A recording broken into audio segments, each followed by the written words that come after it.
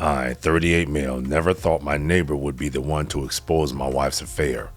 The girls' night started about 8 months ago. My wife said she wanted to reconnect with her college friends who had moved back to town. Every Wednesday night, which was ladies' night at this one club, she would get dressed up, not too fancy, but definitely nicer than her usual work clothes. She would kiss me goodbye and say she would be back by midnight at the latest. That's respectable. 11:30, midnight, that's a respectable time, in my opinion. In the first few weeks, she came home talking about where they had gone, what they had talked about, who was getting divorced, and whose kids were doing what. Normal stuff you would expect from a group of women catching them after years apart. She would show me photos on her phone of them at various restaurants and wine bars. Always the same three women, always laughing, always with drinks in their hands. I thought it was great that she had found her old friends again. We had been married for 11 years, and I knew she sometimes felt isolated. I worked as a regional sales manager for a medical equipment company, which meant I traveled maybe twice a month. She worked in human resources at a warehouse about 20 minutes from our house. We lived in a nice neighborhood, nothing fancy but comfortable. The kind of place where people wave when they see you but mostly keep to themselves. Our neighbor, an older guy named Dustin, who lived 2 houses down, was the exception. Dustin was retired military, probably in his early 60s, and had nothing better to do than watch the neighborhood. Y'all don't sleep on those old neighbors. I'm gonna tell you one thing, living here in Florida, these old people usually are packing to it, you know what I mean. He knew everyone's schedule, whose kids played what sports, and who was renovating their kitchen. Some people found him nosy, but I always thought he was harmless, just a lonely widower who liked to feel connected to the community. Anyway, the Wednesday night girls' nights became a regular thing. About 3 months in, the girls' nights got more frequent. It was not just Wednesdays anymore. Now it was Wednesdays and sometimes Fridays. She said one of her friends was going through a rough divorce and needed extra support. That made sense to me. Women do that for each other, and men do too. Then Wednesday and Friday became Wednesday, Friday, and the occasional Saturday afternoon. Saturday was supposedly brunch and shopping. She would leave around 11 in the morning and come back by 4 or 5. That's a long time to be shopping. Always carrying a small shopping bag from a store, usually containing just a candle or some bath products. They would shop that long and only come back with one bag? That's crazy. Nothing expensive, just proof she had been shopping. However, this is where things started to feel off. She never wanted me to meet these friends. Every time I suggested we all go out together, couple style, she had an excuse. Their husbands were boring, or they valued their time away from men, or they were not ready to do couples things yet. That's a red flag. Another thing that struck me as weird was the cash thing. She started taking out cash every week, saying the girls preferred to split bills with cash to keep things simple. For someone who usually puts everything on their credit cards for the points, this was unusual. The text messages were another red flag I ignored. Her phone was constantly going off with group chat messages, but whenever I walked by, she would tilt her screen away or quickly switch to another app. She said the girls shared personal stuff about their relationships, and it would be weird for me to see it. I respected her privacy and her friendships, so I never pushed. But looking back, I should have known something was wrong. The biggest sign was a lack of intimacy that was creeping up. It basically disappeared around the time the girls' night increased.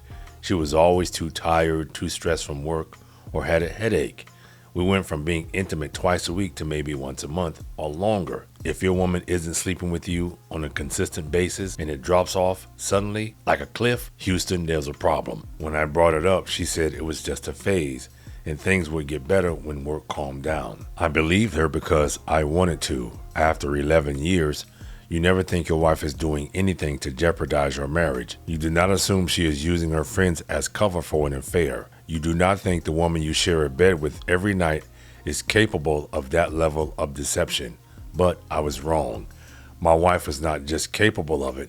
Well, she was a beast at it. And if it was not for Dustin and his weird neighborhood watch habits, I might never have found out the truth about those girls' nights. It was a Tuesday afternoon when everything started to unravel.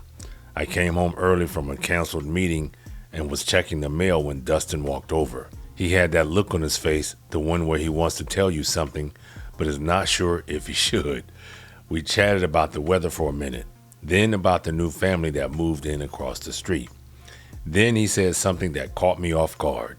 He asked if my wife was feeling better. I had no idea what he was talking about. She had not been sick. Dustin explained that he had seen her car in our driveway last Wednesday afternoon when she was supposed to be at work. He figured she must have come home sick. But last Wednesday was a girls' night. She had left for work that morning as usual and then gone straight to meet her friends afterward. At least that is what she told me. I played it cool with Dustin, saying she must have had a headache or something. But inside my mind was racing. Why would her car be in our driveway on a Wednesday afternoon? After Dustin went back to his house, I sat in my living room trying to make sense of it. Maybe he was confused about the day. Perhaps it was someone else's car that resembled hers. But Dustin was sharp for his age, and he knew every car in the neighborhood. If he said he saw her car, he saw her car. Next Wednesday, I decided to test something. I told my wife I had a late meeting and would not be home until after she left for girls' night. She kissed me goodbye that morning as usual, but instead of going to my meeting, I parked my car a few blocks away and walked towards my house and hid behind some bushes near a neighbor's house. At 2 in the afternoon, I watched her car pull into our driveway. She was supposed to be at work. She was supposed to be in HR, dealing with employee issues or whatever she did all day. But there she was, walking into our house in the middle of a Wednesday afternoon. I could not see into our house from there, but I could watch the front door. About 15 minutes later, a black SUV pulled up in front of our house. A man got out. He was tall and in decent shape, but I couldn't make out his age. He walked right up to my front door and let himself in. He did not knock. He did not ring the doorbell. He had a key. This bastard had a key to my house.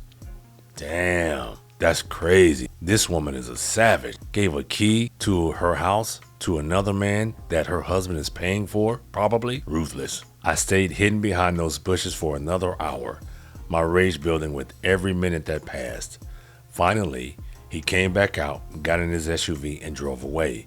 5 minutes later, my wife came out, got in her car, and left, presumably going back to work like nothing had happened. I sat behind those bushes and waited until both of them were gone. I stood there trying to process what I had just witnessed. My wife was not having girls' nights. She was having an affair, and she was using our home and our bed while I was at work. And now you can see why in 2025, men are not walking down the aisle anymore because of shit like this. The Wednesday afternoon meetings must have been going on for who knows how long. Dustin seeing her car was not a one-time thing.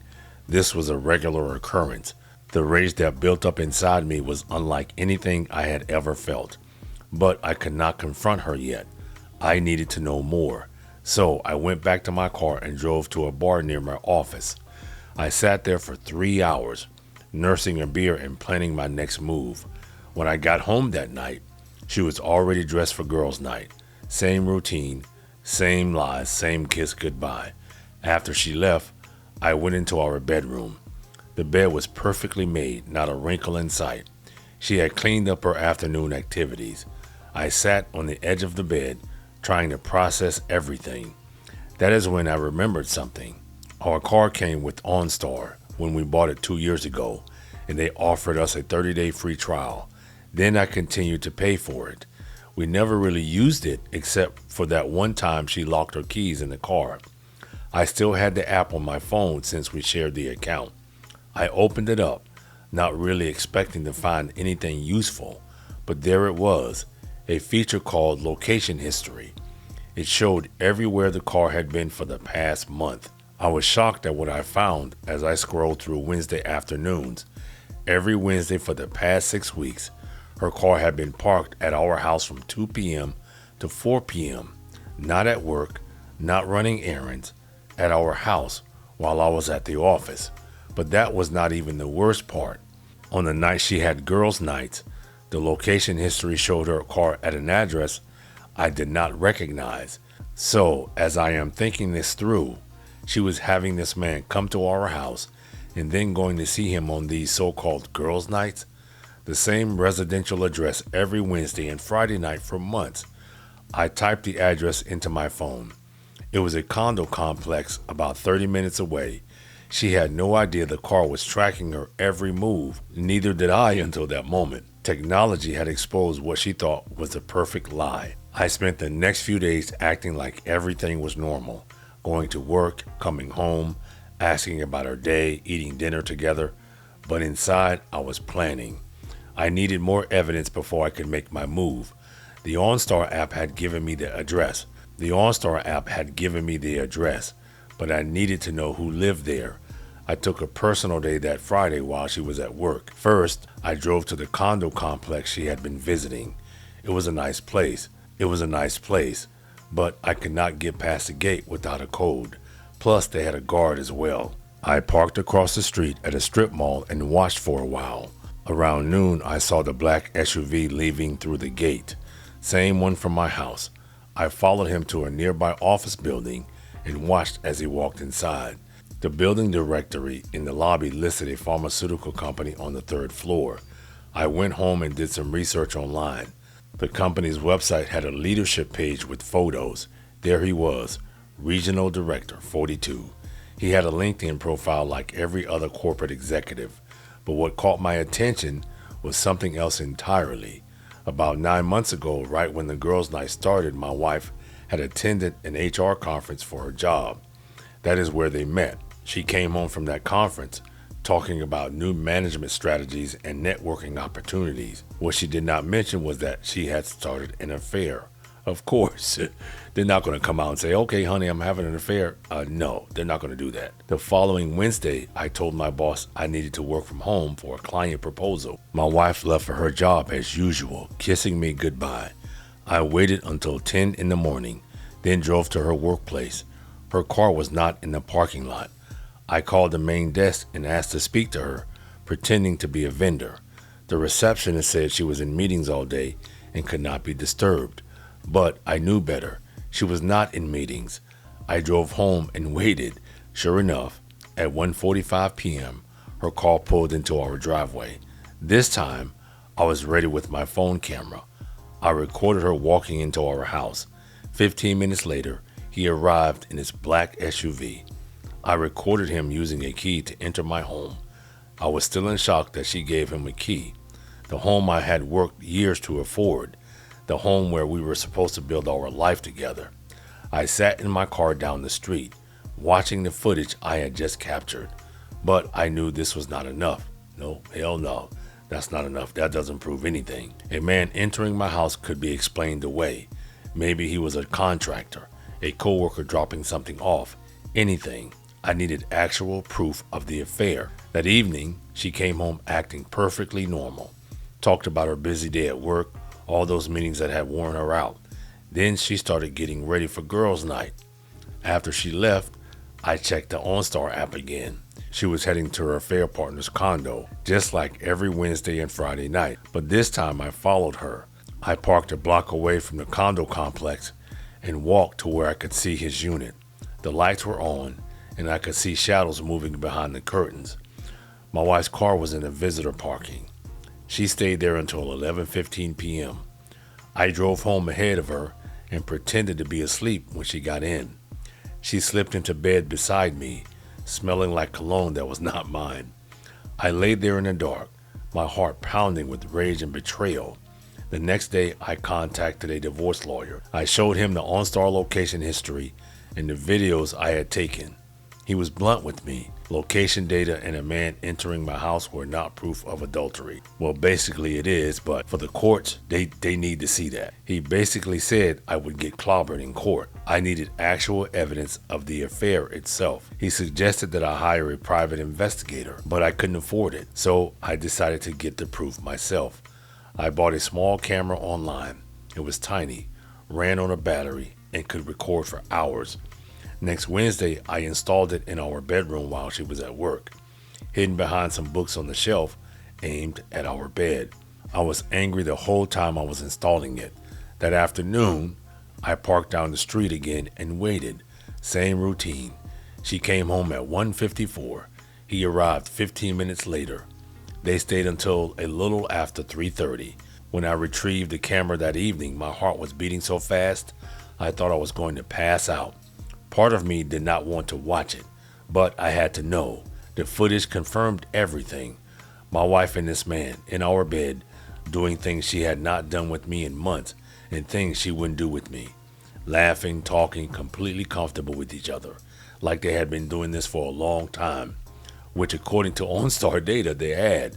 However, I was not ready to confront her. I wanted her to think she was getting away with it a little longer, because the deeper she got into this deception, the harder her fall would be, and I wanted her to fall hard.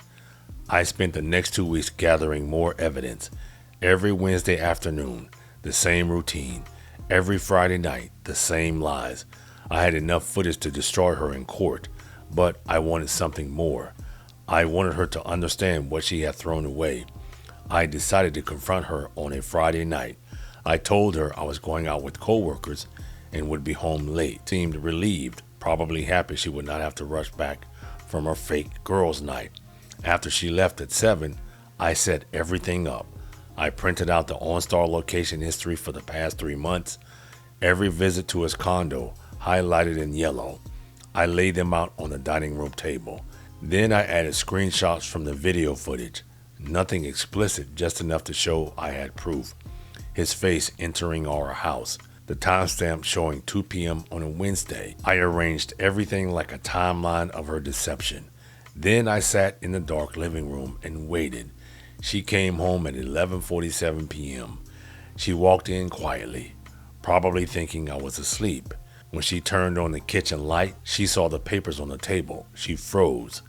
I stood up from the couch and she jumped. Her hand went to her chest like she was having a heart attack. Maybe she was in a way. Her perfect double life was ending. She looked at the papers, then at me, then back at the papers. Her mouth opened and closed like a fish, gasping for air. Finally, she whispered my name.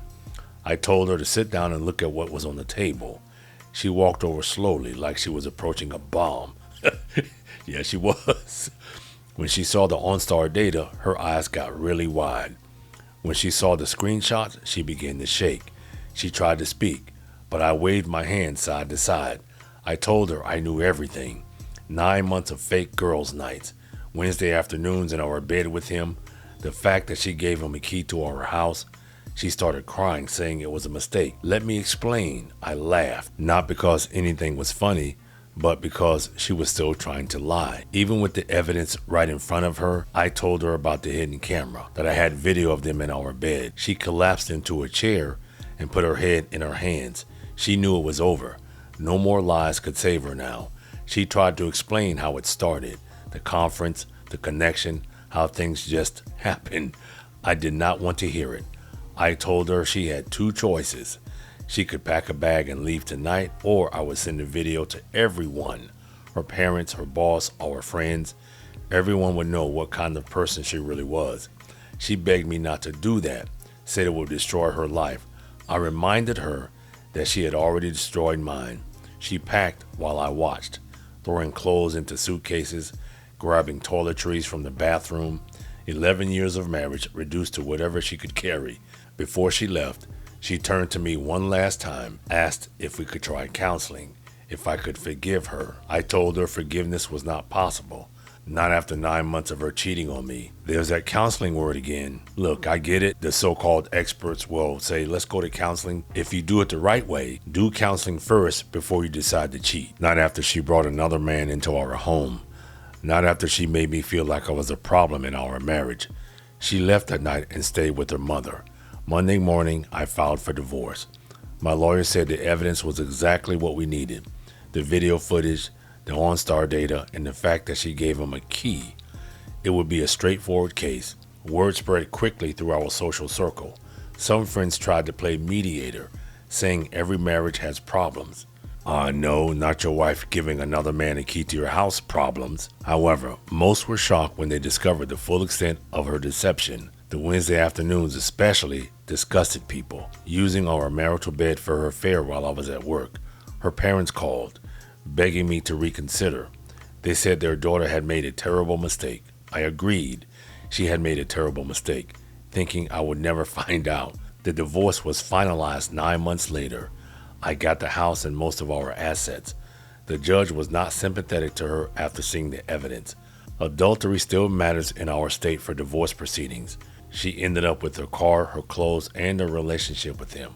Last I heard, they moved in together. I wonder if she worries that he might cheat on her. After all, he had no problem sleeping with a married woman, and she had no problem betraying her husband. They deserve each other. As for me, I learned valuable lessons. Trust your instincts when something feels off. Pay attention to the small details that do not add up. And never underestimate what someone is capable of, even someone you love. I want to give a shout out to Mike. He's one of my newest channel members, and I want to give a shout out to one of my new subscribers, I think, or new listeners. His name is Vincent. And I've noticed that a lot of new people are criticizing the content I upload, saying they're fake or what have you. Why don't you just stay the fuck away from my channel if you think they're fake? Just stay the fuck away. My channel is growing, and I wouldn't be growing if it wasn't for my OGs and some of the people who have been through what I've been through and what they've been through. But you stupid fucking trolls, just stay away from the channel. If you think the stories are fake, just stay the fuck away. That's all you have to do. I'm not here to win a popularity contest. Thanks for tuning in. Until next time.